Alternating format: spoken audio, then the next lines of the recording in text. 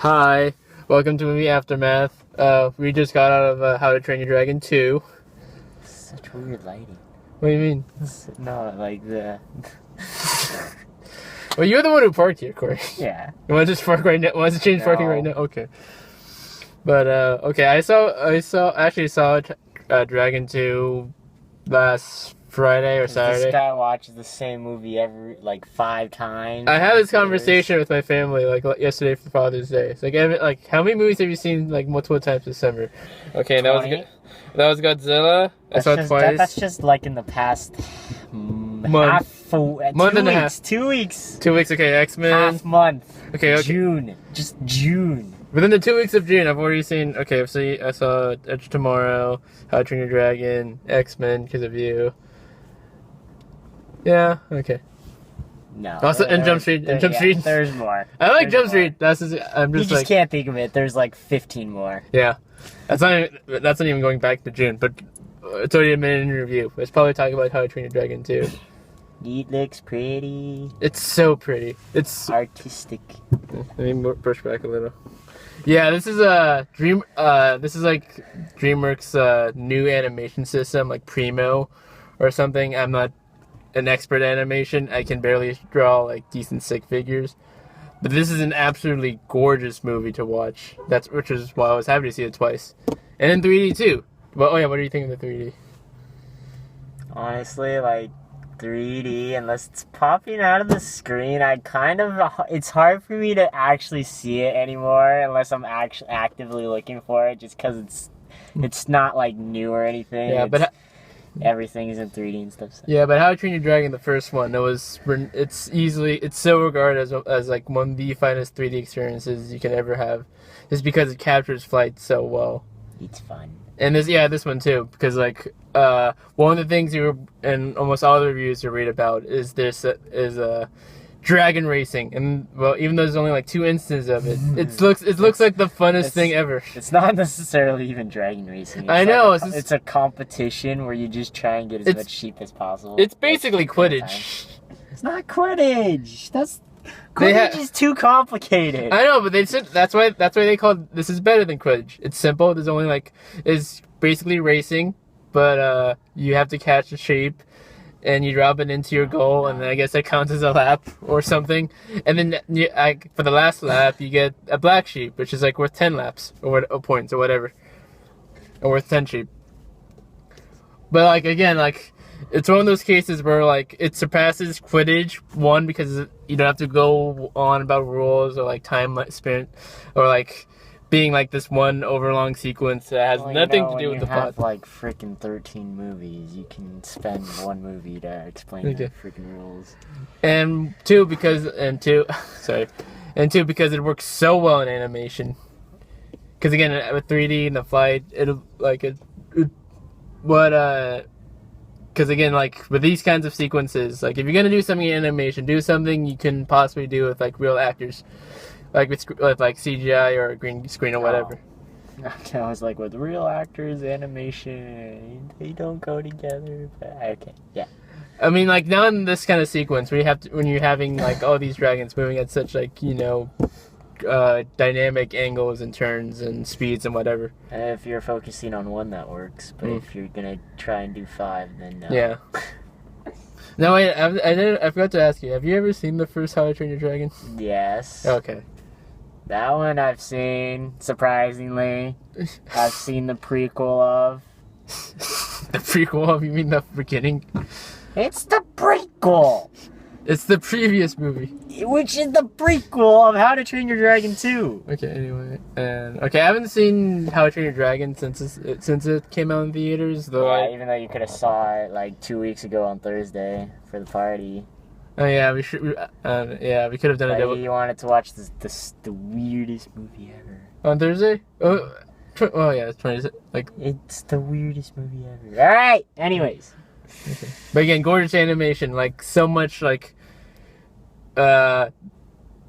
to DreamWorks Animation and their new system, because they've created so many such lush and deep environments, such vivid colors, and it creates it's animation that really feels like it's a world that's lived in. It actually feels very very tactile, very you can actually believe this is a real place. But it also creates us these big landscapes or like images. And again, the designs of the dragons they're so creative and like varied throughout the entire movie. There's almost like no scene in the movie where you don't see a dragon. There's like only like 3. Alva. Well, after they become friends and they're so integrated, it's like. Well, they make it like this big epic now. Gee, I wonder why. I know. I'm just saying. How to Train Your Dragon. There's this great tweet that was I saw over the weekend where like they was talking about like the progression of like How to Train Your Dragon titles. It was like How to Train Your Dragon, How to Train Your Dragon 2, the 3rd movie. Your dragon really should be trained by now, guy. And How to Train Your Dragon 4, dude, the dragon is not the problem in this relationship. Okay. I won't go into plot semantics here because I think. It's fun, happy, sad. Kind of, he has his resolve, and then it's a sequel. And then it's like, oh, is he gonna? It's that oh, is he gonna make it and stuff? What's gonna happen? He's like, oh, he looks like he dies, and then it's like, oh, he comes back and. Beats the bad guy and wins. And then it's happy again. I like how you mentioned, like, the tropes. Because, again, this movie has a lot of, like... It uses a lot of cliche... Like, quote-unquote, like, traditional story cliches or tropes. But it works... How do you not do that anymore? I mean, like, come on. I don't know, it's so hard to find an original idea. I know, but, like, that's the point. Like, what makes this, like, so far this series work is because, like, they just tell a really good story. And like, this whole like summer of like mostly like sequels and reboots and whatever. This is with like stuff like Spider-Man 2. It had all these all these tropes crammed in to try to set up more sequels, and that really didn't do it much to like for its own good. X-Men. X-Men is a good example, but like it is a good movie, but like there's sort of a strain to like reset a certain stress flow. But How to Train Your Dragon 2, like it makes a lot of good organic.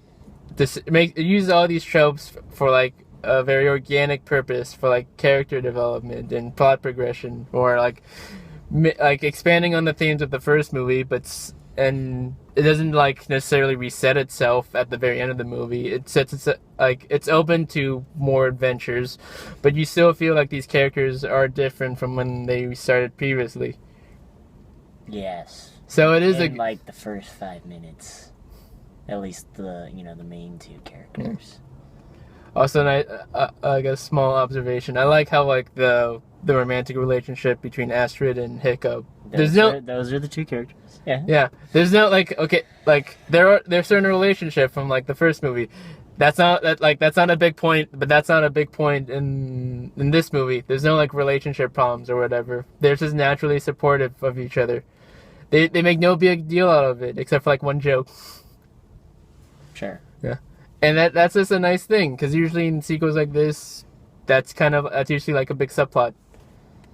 Well, she's always trying to go rescue Hiccup, even in the first movie. Yeah. Even though he doesn't need it, it's per se. Yeah. But But I think happened in the first movie. I think that's also like says more about that's more characterization than like anything than like any kind of like need for like plot. Okay. Mm-hmm. All right. Honestly, like these like neither of these 2 movies like I've like never considered like laugh out funny. No, but to me it's mostly like really cute and adorable. Sure. It's like Toothless in this movie. Like he's basically a giant cat, but he's adorable. He does all the cat things. Like keeps touching it. He keeps like grabbing onto things or messing around with everyone, or just jumping around. Well, even though most cats are like aren't most cats usually kind of lazy? I don't know. I don't own pets, so that's why like I don't have like the same like connection of like. Right, that's enough. Okay. It's trying to open up. No, don't open up. Why not? Nobody wants to hear. Nobody in the world wants to hear you and how you don't have a pet. Do you have a pet? No. Okay. But yeah, like I never consider these like laugh out loud movies. But again, it goes back to just like this is just a really well told story. It actually is like it feels organic. It doesn't feel forced. It actually connects to like the audience. I feel that the Hiccup and Toothless was gonna have a lot more relationship problems than it did in the movie. Yeah. Especially when he's like literally blaming him for rescuing him. Oh my god! All right. Yeah, yeah. There's like not as much like. Never mind. It's There's more. not as much aerial stunts. Yeah. All right, I think we're dead. I think well, can't I think of anything else? No. But like, I feel bad for DreamWorks, because like for the last couple of years they've been like being beaten up by like box office results, and this whole weekend was like, oh, How to Train Your Dragon 2 disappoints with $50 million instead of like 80, so like 60 million like 22nd Jump Street. Even though like this one's well loved, but like again. I like the pictures in the credits. Oh yeah, concept art's beautiful.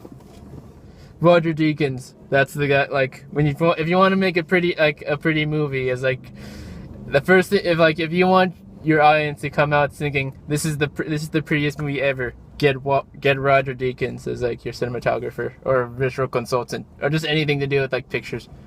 All right, done. Yeah, again, gorgeously animated, well told story.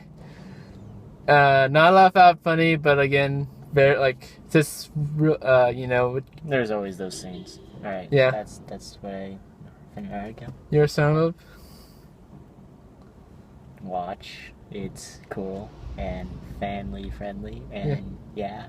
Yeah, watch in 3D. I think it's. My face. You're so white.